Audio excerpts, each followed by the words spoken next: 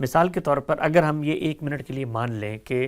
موجودہ جو ریاست ہے جس کو یہ ادارے ریپرزینٹ کرتے ہیں یہ اپنی ذات میں اے پولیٹیکل ہیں اور اے ریلیجس ہیں، یعنی یہ کسی بھی حیثیت میں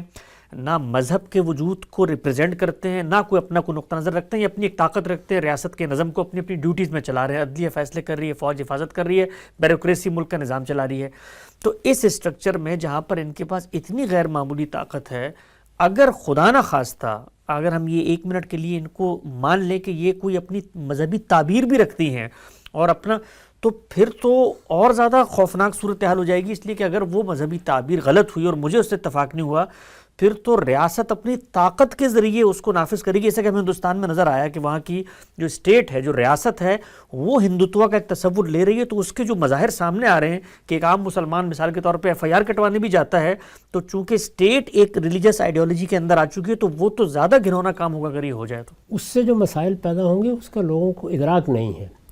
یعنی اس وقت کی ریاست میں اصل مسئلہ یہی ہے کہ جو لوگ بھی اداروں میں بیٹھے ہوئے ہیں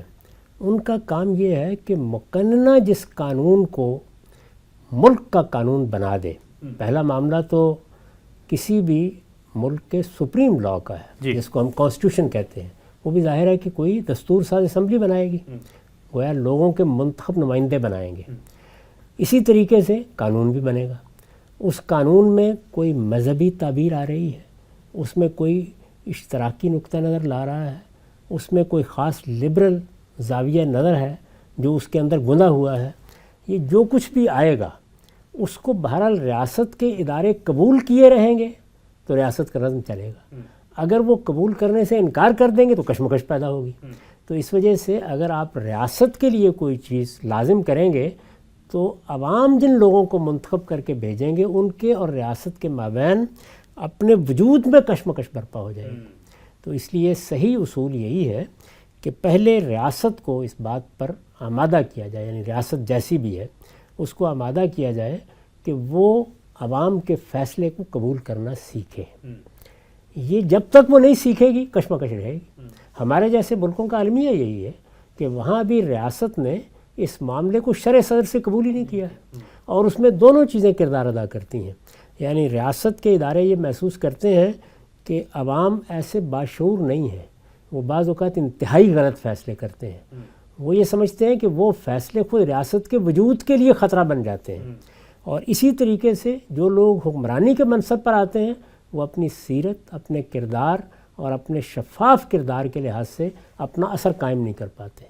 اس کا نتیجہ کیا نکلتا ہے؟ اس کا نتیجہ یہ نکلتا ہے کہ پہلے مرحلے میں اندر ہی اندر کشمکش برپا ہوتی ہے، اور اس کے بعد جس کے پاس بندوق ہے وہ اپنا غلبہ قائم کر لیتا ہے۔ اس کشمکش کے لیے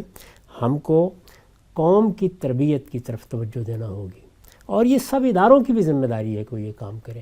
حکومتوں کی بھی ذمہ داری ہے یہ کام کریں، علماء بھی، دانشور بھی۔ جس وقت لوگوں کا شعور ایک خاص سطح پر پہنچ جائے گا اور وہ اپنے حکمرانوں کی حیثیت سے ان لوگوں کا انتخاب کریں گے جن کے کردار اور جن کی سیرت پر اعتماد کیا جا سکے،